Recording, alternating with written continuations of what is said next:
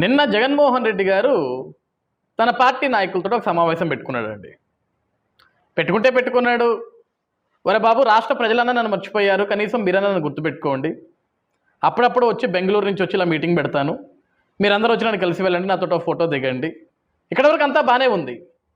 అయితే జగన్మోహన్ రెడ్డి గారు నిన్న చాలా పెద్ద పెద్ద పదాలు, చాలా పెద్ద పెద్ద మాటలు మాట్లాడాడండి. విలువలు, విశ్వసనీయతలు, మంచి చెడు, బుద్ధి జ్ఞానం, అసలు రాజకీయం ఎలా చేయాలి, ఎందుకు ఈ రాక్షసత్వం అని చాలా మాటలు మాట్లాడాడు.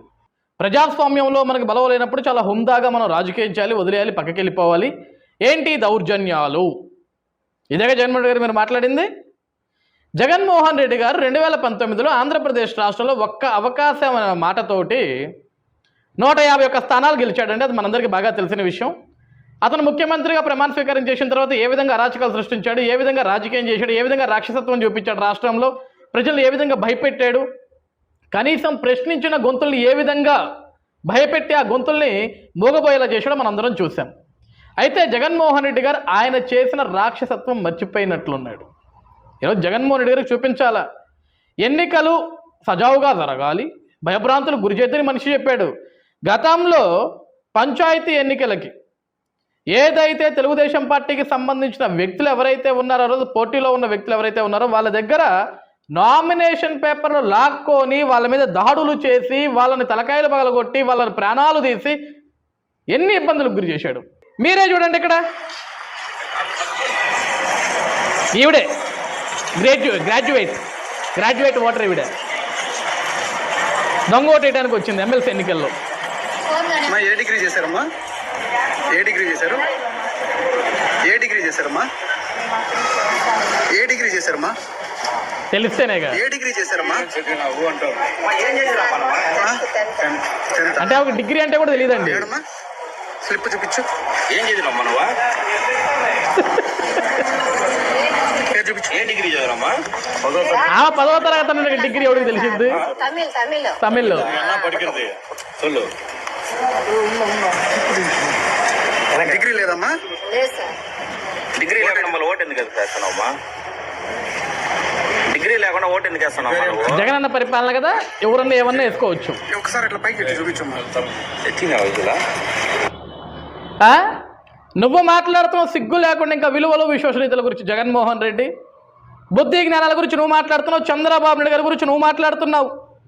నిజంగా నువ్వు మన ఎన్నికలు అంటున్నావు. మొన్న జరిగిన ఎంపీపీలు కానీ, ఎంపీటీసీలు కానీ, జెడ్పీటీసీలు కానీ మేమేమి ముందుకు రాలేదే.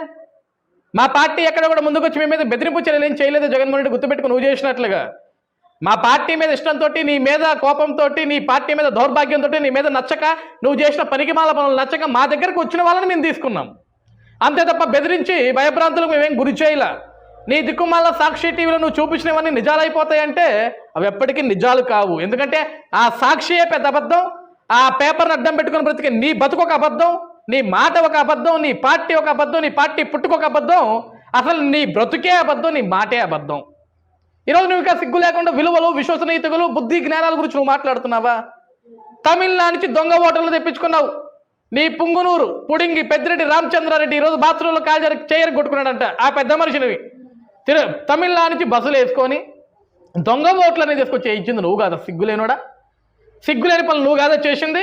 ఈరోజు చంద్రబాబు నాయుడు గారికి బుద్ధి జ్ఞానం లేదా నువ్వు మాట్లాడుతున్నావా? ఈరోజు ప్రతిపక్ష హోదా కోసం అడుగు తినే నువ్వు, ఓటమి తర్వాత ఆంధ్రప్రదేశ్ రాష్ట్రంలో ముఖం చూపించుకోలేక ముఖం చాటేసి బెంగళూరులో బ్రతికే నువ్వు ఈరోజు నువ్వు మాట్లాడతావా చంద్రబాబు నాయుడు గురించి, విలువలు, విశ్వసనీయత గురించి? నామినేషన్ పత్రాలు లాగేసుకోవటం, మనుషుల్ని కిడ్నాపులు చేయటం, మనుషుల్ని హత్యలు చేయటం, మనుషులు చెప్పి డోర్ డెలివరీ చేయించటం, గట్టిగా మాట్లాడితే బట్టలిప్పి చూపించటం, పనికి మాల సన్నాసుల్ని, పనికి మాల దరిద్రులందరినీ నీ పార్టీలో పెట్టుకొని ఆ ఎదవలందరికీ నువ్వు హీరో ఆఫ్ ద పార్టీ అన్నట్లుగా, నువ్వు అధినాయకుడు అన్నట్లుగా అక్కడ నించోని చెత్తని మొత్తం వెనకేసుకొని ఒక చెత్త రాజకీయం చేసి 5 ఏళ్ళు రాష్ట్రాన్ని సర్వనాశనం చేసి ఇంకా ఈరోజు నువ్వు విలువలు, విశ్వసనీయతల గురించి మాట్లాడుతున్నావు. 10వ తరగతి అంటే ఆవిడ దొంగ ఓటు వేయడానికి వచ్చింది, గ్రాడ్యుయేట్ ఓటు. కనీసం దొంగ ఓటు వేసినప్పుడు నాకు చెప్పాలి కదా, అమ్మా నువ్వు పాస్ అయింది 10, మనం గ్రాడ్యుయేట్ ఓటు వేయాలని కనీసం డిగ్రీ ఉండాలి, మినిమం డిగ్రీ ఉండాలి, అది లేకపోతే ఓటు ఎట్లా వేస్తావు అమ్మా అని కనీసం ఓటర్కి పంపించినట్టు తెలియాలి కదా. ఆ పెద్దిరెడ్డికైనా తెలియాలా, పంపించిన నీకన్నా తెలియాలా? మీరు మాత్రం ఎప్పుడు చదివి సచ్చారు తెలియటానికి? మీరు ఎప్పుడైనా బడికి పోయి వస్తేనే కదా. నువ్వే 10వ తరగతి ప్రశ్నాపత్రాలు దొంగతనం చేసి అడ్డగోలుగా దొరికిన నువ్వు, నీకేం తెలుస్తుందా రాజకీయం? నీకేం తెలుస్తాయి చదువు విలువ? జగన్మోహన్ రెడ్డి ఇంకా సిగ్గులేని మాటలన్నీ మాట్లాడతావు. కాబట్టి విలువలు, విశ్వసనీయతలు, బుద్ధి జ్ఞానాల గురించి నీలాంటి మాట్లాడకూడదు. జగన్ గుర్తుపెట్టుకో. ఈ రోజుకి కూడా నువ్వు బయటికి ఎందుకు వస్తున్నావు తెలుసా? జగన్ ఏమన్నావు నువ్వు? సంక్రాంతి తర్వాత జగన్మోహన్ రెడ్డి జనంలోకి. సంక్రాంతి బాయే, ఫిబ్రవరి బాయే, ఉగాది వచ్చే, రేపొద్దున శ్రీరామనవమి కూడా వస్తుంది. జగన్ జనంలోకి ఏంట్రా అంటే రాడు. ఎందుకంటే నిజంగా కూటమి ప్రభుత్వంలో చంద్రబాబు నాయుడు గారు ముఖ్యమంత్రిగా ఉన్న ఈ సమయంలో, ఈ తరుణంలో నిజంగా రాష్ట్ర ప్రజలు ఇబ్బందులకు గురవుతుంటే, నిజంగా రాష్ట్ర ప్రజలకు మేలు జరగకపోతుంటే, నిజంగా కూటమి ప్రభుత్వం రాష్ట్ర ప్రజలకు అన్యాయం చేసేది నిజమైతే ఈ పాటికి నువ్వు 100 సార్లు వచ్చేటోడు రోడ్డు మీదకి, 100 సార్లు తిరిగేటోడు ఈ ఆంధ్రప్రదేశ్ రాష్ట్రంలో, పోయి అన్నీ మూసుకొని బెంగళూరులో దక్కునేటోడివి కాదు. కానీ నీకు అవకాశం లేదు. ఎందుకంటే ఆంధ్రప్రదేశ్ రాష్ట్రంలో కూటమి ప్రభుత్వం వచ్చిన ఈ 10 నెలల్లో ఆంధ్రప్రదేశ్ రాష్ట్ర ప్రజలకు చాలా సంతోషంగా ఉన్నారు.